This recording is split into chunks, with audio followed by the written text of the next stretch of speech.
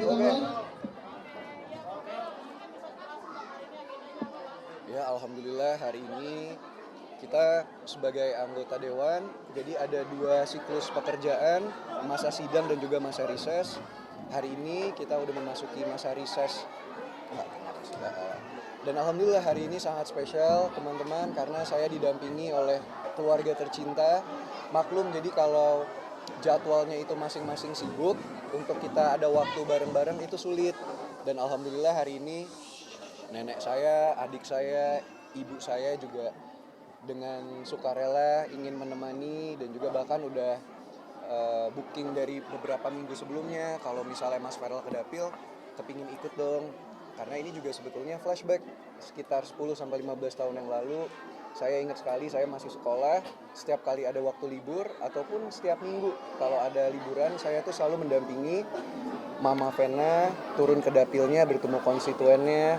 Kita berempat dulu masih bareng-bareng, adik Atala masih kecil juga, jadi dari kecil saya melihat bagaimana seorang Mama Vena sebagai anggota DPR bisa memberikan banyak bantuan, menyalurkan banyak program pemerintah untuk masyarakat, dan tidak menyangka waktu berlalu begitu cepat. Tahun ini dunia terbalik, malah ibu saya yang menemani saya untuk bertemu konstituen saya, dan alhamdulillah juga di tahun ini banyak program yang bisa saya berikan kepada masyarakat di Jawa Barat, terutama seluruh Indonesia tapi fokusnya juga di Jawa Barat. Berarti bisa dibilang Pertama kali Mama Vena ikut ke Dapil. Sebelumnya kan kalau kampanye dan juga turun-turun ke Dapil saya sendiri ataupun video call ataupun Papa Ivan. Nah, hari ini Mama Vena ikut menemani. berarti bisa dibilang nostalgia masa lalu juga ya, maksudnya menjadi momen haru juga nggak sih? Betul Mas, nostalgia saya tadi ketika bicara sebetulnya agak sedikit harus menahan diri gitu. Tiba-tiba nggak tahu kenapa flashback. Jadi keinget dulu saya masih kecil, mendampingi mamah gitu ya, seorang wanita hebat, keliling karena kita nih anggota dewan memiliki tanggung jawab minimum 30 titik seperti ini, dan juga bantuan yang kita suarakan dan kita perjuangkan selama masa sidang itu kan harus bisa dilaksanakan ketika kita lagi rises gitu. Jadi mungkin teman-teman bisa melihat lah, saya kan juga transparan di sosial media apa yang saya perjuangkan, apa yang saya lakukan. Insya Allah jauh dari kata gaji buta lah, dan itu yang saya lihat, contoh itu saya lihat dari Mama Vena gitu, yang betul-betul bahkan lebih perfeksionis, keuangan aja pengeluaran apa segala macam Mama Vena yang hitung sendiri. Nah kalau saya mungkin lebih santai gitu, cuman berjuang itulah, bekerja dengan tulus, bekerja dengan ikhlas, itu yang selalu saya lihat dan saya contoh dari ibu saya. Tapi kenapa berkaca-kaca sih kalau cerita soal ini? Cepat aja waktu gitu, karena salah satu kenangan terindah yang saya ingat sebelum orang tua berpisah ya, itu ya kenang-kenangan seperti ini gitu. Jadi setiap liburan, sebelum kita biasanya liburan keluarga, itu kita diharuskan, ini anak-anak lihat dulu bagaimana orang tua itu bekerja, berjuang untuk masyarakat gitu. Bahkan bukan hanya ini, kita sering ke kolong jembatan dulu, ke sekolah-sekolah non formal gitu, sejabodetabek, yang bahkan bukan dapilnya kita memberikan bantuan. Kita bahkan, saya dulu ngajarin bahasa Inggris gitu. Jadi itu sudah ditanamkan dari kita kecil gitu, dan sekarang waktu cepat sekali berlalu gitu. Saya malah menjadi anggota dewan, Mama Vena yang menemani, dan itu semua jadi menjadi haru aja untuk saya. Mama Vena, ini kan lihat matanya menangis karena melihat keputusan anak atau sudah habis? Jangan.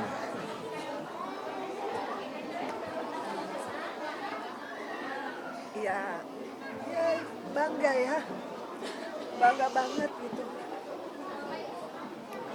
Aku punya anak yang bisa membalikan paradigma kalau orang tua yang berpisah tapi anak-anak tetap bisa berprestasi bagi negara dan bangsa ya. Juga Atala, dan ini ada Mama, jadi aku ajak sekeluarga untuk support Mas Feral, karena kan di politik nggak mudah, dia harus punya mental yang kuat, harus punya dedikasi ya. Ini bentuk kasih sayang kita ya Mah ya sama Mas Feral. Nanti juga Mas Atala insya Allah bisa meneruskan jejak kakaknya, itu aja. Makasih ya Kak, udah membuat Mama bangga dan bahagia. Iya. Jadi anggota dewan nggak mudah ya, banyak semua orang Iya, sana betul. sini, keluarga mengeluarkan Betul. datang seperti apa sih? Betul Mbak, mungkin teman-teman media menjadi saksi juga ya, dari awal saya nyalek sampai alhamdulillah terpilih, dilantik, dan sekarang menjabat 7 bulan. Memang untuk anak muda terjun ke dunia politik itu tidak mudah. Apalagi kita-kita yang backgroundnya adalah public figure, yang artis, itu 2 kali lipat lebih tidak mudah. Karena memang sudah ada stigma ataupun terbiasa harus dipandang sebelah mata. Tapi saya tidak pernah menyerah dan saya yakin dan percaya diri karena seperti yang saya ceritakan, saya melihat dari dulu bagaimana ibu saya juga di awal ketika masuk di politik selalu ada yang mengkritik, ada yang merendahkan, bahkan bukan hanya itu aja, sekarang sebagai anak muda di dunia politik itu memang tidak mudah.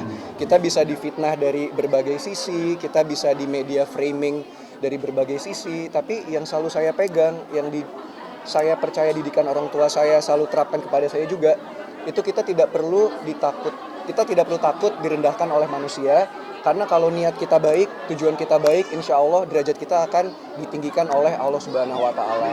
Jadi yang saya rasa, saya selama ini juga berjuang sepenuh hati, saya ingin belajar, saya melakukan apa yang saya bisa sesuai tupoksi saya harus bicara, saya harus berjuang, saya berjuang gitu. Kalau ada kurang-kurangnya saya minta maaf, tapi saya rasa itu memang hal yang harus saya korbankan gitu. Itu adalah perjuangan yang harus saya lewati, tapi insya Allah waktu akan membuktikan. Dan selama 5 tahun ini saya berharap teman-teman media juga sering meliput saya supaya saya bisa membuktikan bahwa anak muda artis di politik itu juga bisa berdedikasi dan bisa bagus kinerjanya. Betul nggak sih yang kemarin video muncul banyak? Enggak lah, sama sekali tidak, karena dari awal kan juga akan banyak cobaan-cobaan seperti itu ya. Jadi yang saya bilang sebagai anak muda di politik, pasti cobaan, serangan itu akan dicari dari berbagai sisi. Kita ibaratnya tidak ada kesalahan pun akan bisa dicari-cari kesalahan gitu. Jadi saya orang yang sangat transparan, teman-teman bisa melihat jejak digital saya dari dulu ketika saya menjadi artis seperti apa, ketika saya menjadi aktor seperti apa, sampai sekarang saya banting setir menjadi anggota DPR RI juga seperti apa gitu. Jadi selama kerja saya benar dan saya bekerja untuk masyarakat, saya tidak takut. Iya betul, secara simbolis alhamdulillah tahun ini kita memberikan beberapa bantuan kurban. Di setiap dapil ada berapa ya Mas Arief? Oh, total ada 6. Salah satu saya secara simbolis berikan di sini, dan kurban yang di sini saya dedikasikan untuk ibunda saya, untuk Mama Feni. Jadi nanti Mama yang kasih ya.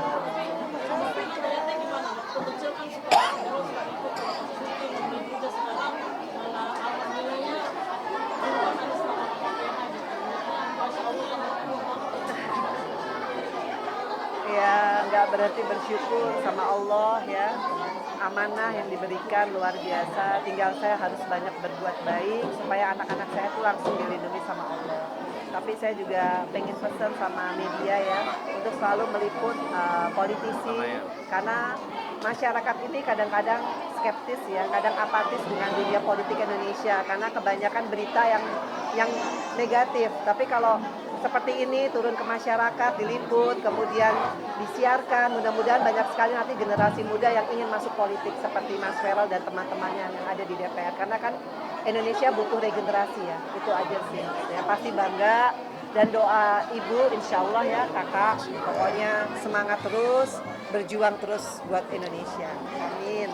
Mas Vera, mungkin perbedaan kurban tahun ini dengan tahun sebelumnya, mungkin tahun ini lebih banyak untuk orang dan kalau untuk bantuan sendiri Mas, yang pasti semenjak saya menjadi anggota DPR RI, jumlah bantuan yang saya berikan kepada masyarakat itu jauh jumlahnya ketika saya menjadi artis. Ketika menjadi artis mungkin saya bisa membantu orang-orang sekitar saya bisa membantu keluarga saya ataupun sahabat-sahabat terdekat.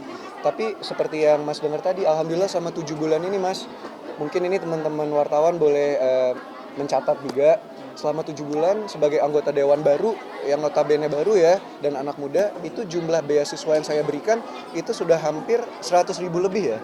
Dan beasiswa itu kan jumlahnya satu anak ada yang dari 2 juta sampai 50 juta. Jadi bayangkan saja kalau itu nominal pakai uang sendiri itu tidak mungkin gitu. Dan karena saya menjabat sebagai anggota DPR RI, program-program pemerintah bisa saya pantau, saya awasi, dan saya salurkan langsung kepada masyarakat yang membutuhkan. Dan semua itu transparan gitu. Itu baru dari sisi beasiswa, belum dari sisi revitalisasi sekolah. Saya bisa membantu membangun sekolah-sekolah seperti tadi yang dikeluhkan oleh Pak Lurah di sini ya.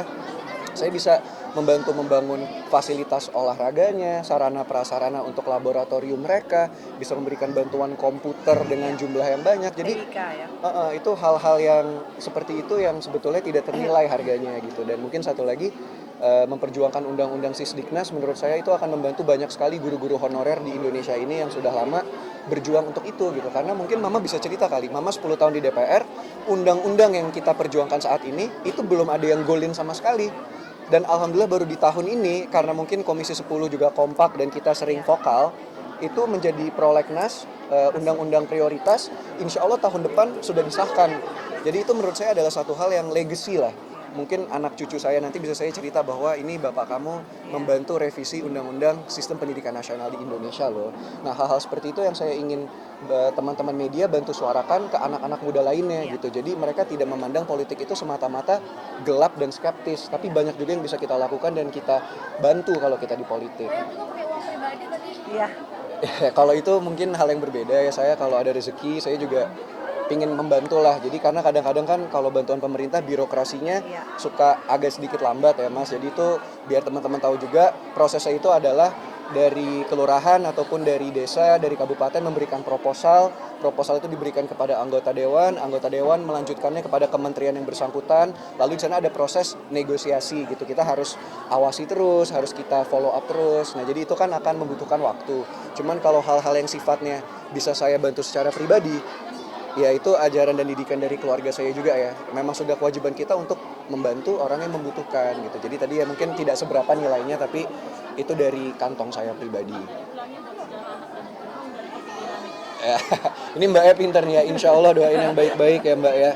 Karena kan maksudnya apalagi sih kita kalau misalnya dalam hidup, pasti tahap berikutnya kan adalah membangun keluarga sendiri. Jadi untuk saya pribadi mungkin itu adalah target berikutnya. Mas Mer, kalau untuk korban sendiri ini kan ada 6 sapi tadi bilang ya. Lantas kalau korban akan memotong sendiri dulu bareng mama atau mungkin secara simbolis akan saya lakukan yang dekat rumah. Kalau yang untuk di dapil sudah ada tim-tim yang saya tempatkan untuk mengawasi kurbannya nanti disembelih. Itu jadi cita-cita kamu sejak dulu nggak sih? Sebelumnya kamu pas lagi syuting kan pengen di dunia politik. Betul. Iya betul Mas. Mungkin ya teman-teman wartawan yang udah ngikutin saya lama tahulah saya memang kepingin menjadi diplomat. Tapi mungkin bagi teman-teman yang baru kenal, cita-cita saya dari dulu adalah ingin sekali menjadi diplomat. Kenapa menjadi diplomat? Seperti yang saya bilang, 10 tahun saya tumbuh besar melihat Mama Vena memberikan bantuan kepada masyarakat, bagaimana ibu-ibu, bapak-bapak yang diberikan bantuan itu sampai berterima kasih, bahkan mereka sampai nangis dan mendoakan anak-anak Mama Vena gitu. Jadi saya rasa meskipun cobaan saya banyak juga sebagai anak muda di politik, yang melindungi saya adalah doa-doa dari keluarga saya dan juga orang-orang yang pernah dibantu oleh keluarga saya gitu. Jadi saya tidak akan pernah takut karena ya saya percaya ada lindungan dari mereka-mereka inilah. Insya Allah, amin.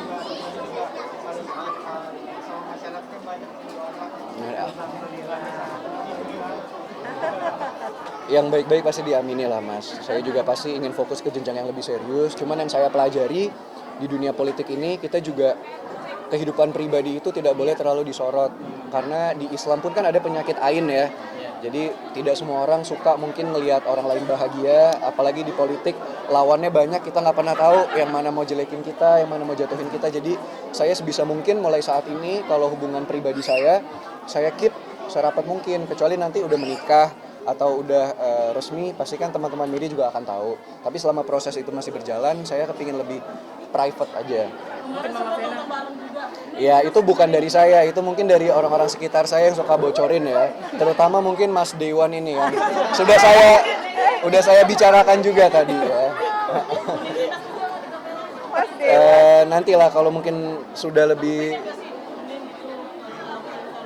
tentu kepingin lah, cuman nanti kasihan juga karena pasti kan pasangan saya memiliki kesibukan yang banyak gitu, apalagi di entertainment haters sama yang suka kan juga banyak. Takutnya ntar kalau ikut ke ranah politik, yang nggak suka dari dunia politik ikut nyerang pasangan saya juga gitu, jadi sebisa mungkin dijaga dulu aja. Terima kasih, kita lihat ini ada. Gimana nih? Yuk, kita Coba tanya. kasih ini dulu ya.